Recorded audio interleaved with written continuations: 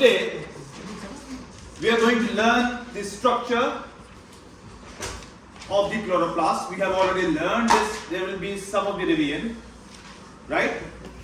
And some new things we'll talk about today, inshallah, when we'll talk about the structure of the chloroplast. Now, we have learned the structure of the chloroplast in detail, and we have learned how to draw its diagram before as well.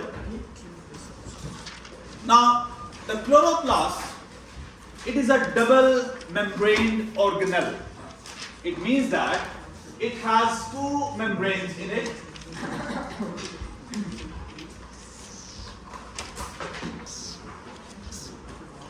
There is the outer membrane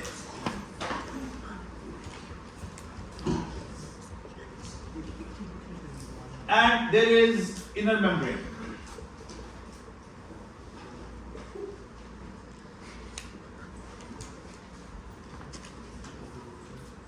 Just like mitochondria, right? Mitochondria, as mitochondria had two membranes, outer membrane and inner membrane, chloroplast also has the outer membrane and inner membrane. But the difference is that in mitochondria there were cristae, right?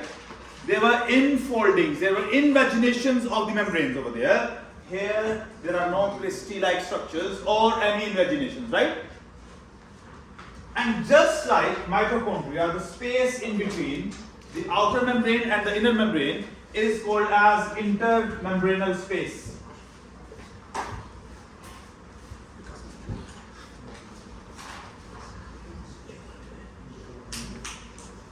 What is it called? Intermembranal space. Next thing, we discussed that inside the mitochondria there was gel-like substance, right? What was that gel-like substance called? Very good. Matrix or mitochondrial matrix. Here we do not call it as matrix, we call it as stroma. What do we call it as? Stroma. Next thing, that in the chloroplast there are thylakoid membranes which are arranged or stacked on top of each other. Now, first of all, let me draw the diagram. Then we'll discuss that in detail. So, let's suppose that this is what? This is one thylakoid membrane, a second thylakoid membrane, right? So, these are the thylakoid membranes which are stacked on top of each other. This is another one. Now, these are stacks of thylakoid membranes.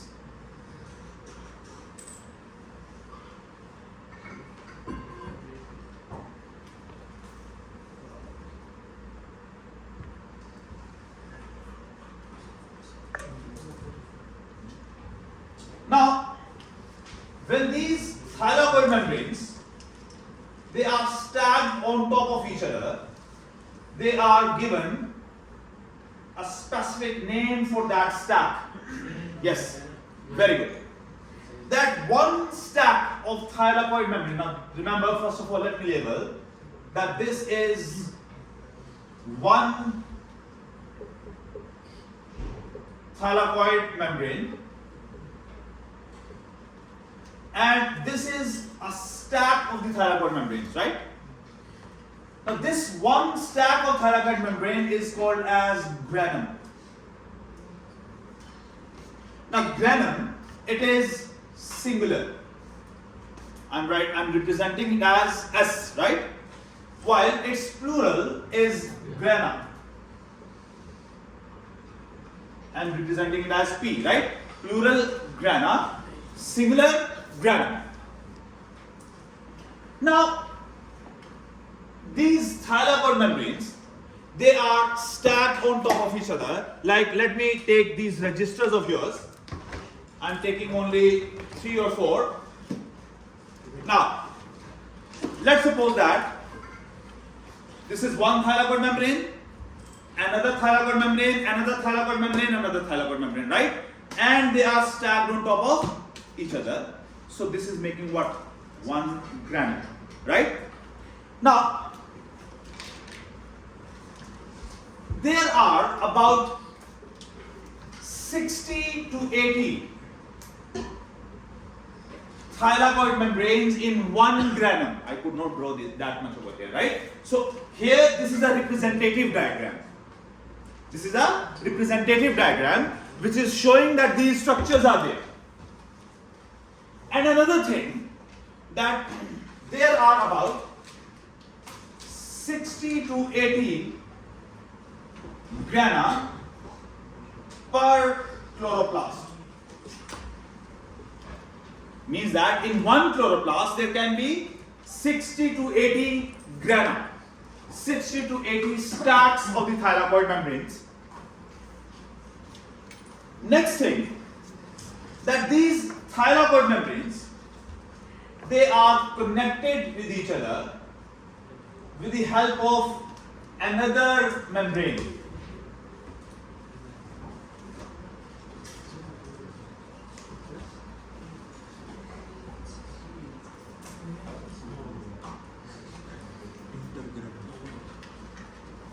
Now, the membrane that is connecting these thylakoid membranes together, so these thylakoids or grana together, this is called as intergrana.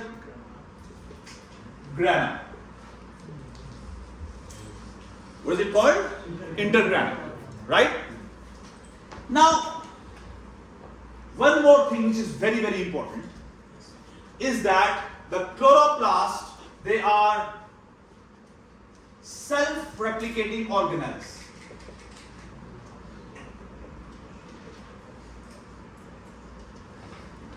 The question is, sir, what is the meaning of self-replicating? Means that these organelles, they can divide by the process of binary fission and increase their number. So isn't the intergrana, they call lamella, right? Sorry? The intergrana, they actually call lamella. Yes, middle lamella. Right? They also call that. I was going there. Now this self-replication is only possible. This self-replication is only possible if this chloroplast has its own DNA. So just like mitochondria, the chloroplast has their own DNA. So this is what? DNA.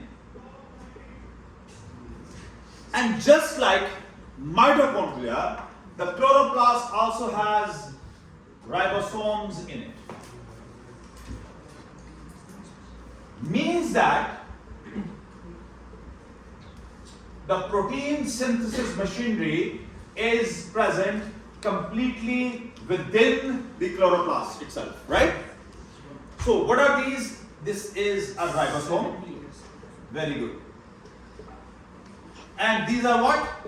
70S ribosomes, which are similar as prokaryotic ribosomes, right? Now, one thing is obvious, that when this chloroplast, you see, remember, just like an organism, a unicellular organism, it do grow in size. When it will reach to its maximum size, what will do? It will undergo binary fission. It will divide, right? So it means that when it will divide again, it will become what? Two smaller size, right? And then will again increase in size. For increasing in size, there must be material to increase in growth, right? For that purpose, protein synthesis will take place, right? For that purpose, DNA is there and ribosomes are there. Both transcription and translation can take place. Understood, everyone? Next thing, yes.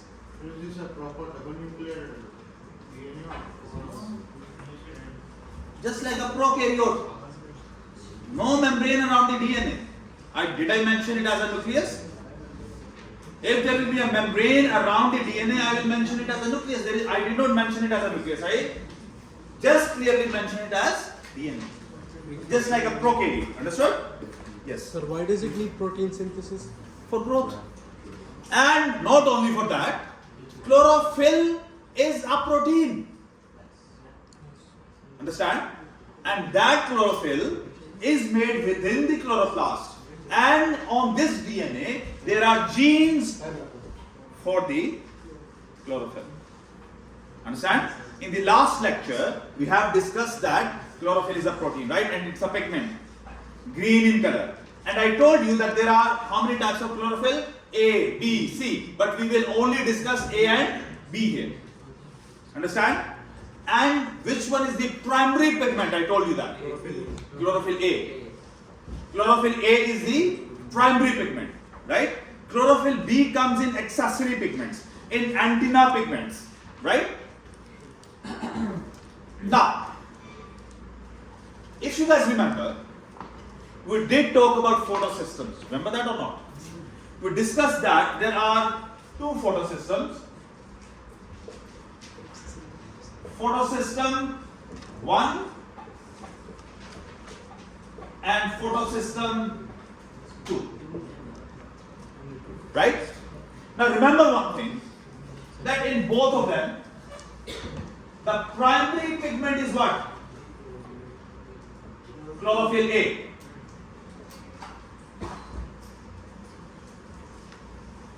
I'm writing like this, right? I'm not writing complete chlorophyll. Here as well, chlorophyll A. But in photosystem 2, now if you guys remember, last time when I talked about the photosystem, I did talk about reaction center. Remember that or not? The middle part, right? Which basically receives the energy from surroundings, right? From the periphery. Now, if I draw one of the photosystems again, so this is what? This is the reaction center. Now, in the reaction center there is chlorophyll A. And now, if let's talk about photosystem 2, right? In the surroundings, I told you what can be there? Accessory pigments, which are also called as antenna pigments, right? Because just like antenna, they receive the light and then transfer it forward, right? Among these antennae, there can be chlorophyll B. There will be chlorophyll B. Now, let me tell you one thing, that on the thylakoid membranes, there is more abundance of photosystem 2. On the thylakoid membrane, there is more abundance of both photosystem 1 and 2 are present there, but there is more abundance of photosystem 2. And on intergrana or middle grana, there is more abundance of photosystem 1. Understand? Another difference, let me tell you, between photosystem 1 and photosystem 2. We'll discuss tomorrow. We have 2 classes, right? So tomorrow we will be able to do the Z scheme inshallah and as well as the Kelvin cycle, right? Not too long and not too much complicated, very easy. Just like the Krebs cycle, and they were also not too much complicated. Now, this photosystem 2 in intergram or middle lamella, right? Now, the photosystem 2, it absorbs maximum of 680 nanometer of the wavelength of the light.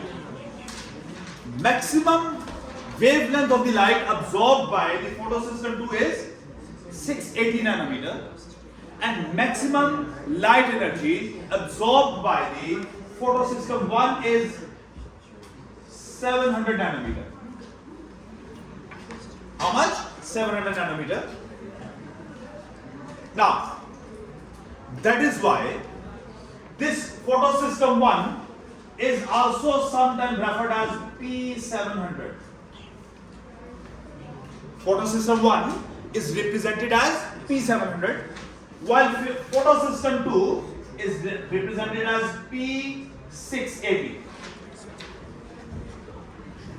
So, if you find a book or notes or some topic in which instead of written photosystem 2 P680 is written, it means photosystem 2. If P700 is written instead of photosystem 1, it means that it is photosystem 1. Next thing, boys. We are going into more detail. We have not discussed this thing before. Let's discuss one thylakoid membrane. Let's suppose that this is what?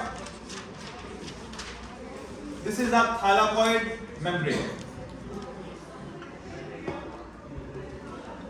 Now these photosystems are arranged on the membrane.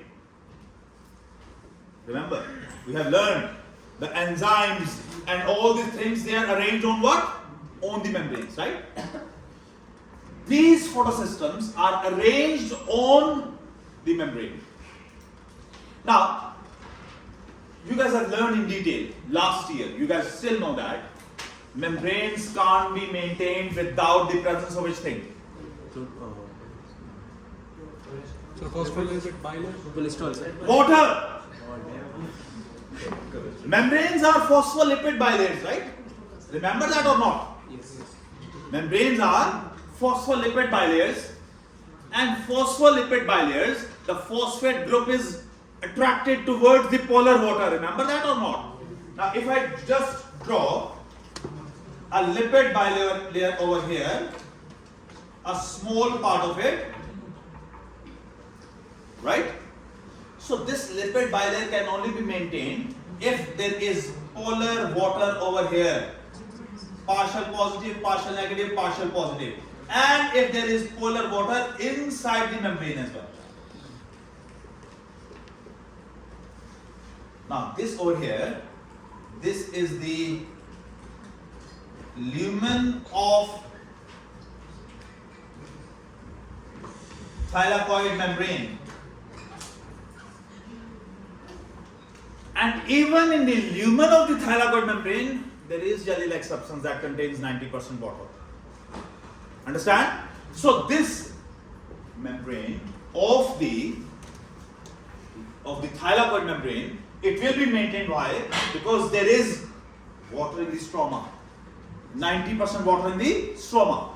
And there is 90% water within the lumen of the thylakoid membrane. Right? Maintaining the structure of the thylakoid membrane. And on this structure, on this membrane, there is photosystem 2 comes first. Remember I told you last time. And then comes the photosystem 1. Understand? So these photosystem, like let me show over here. I told you that photosystem 2 is in abundance over here, right? And photosystem 1 is in abundance over here.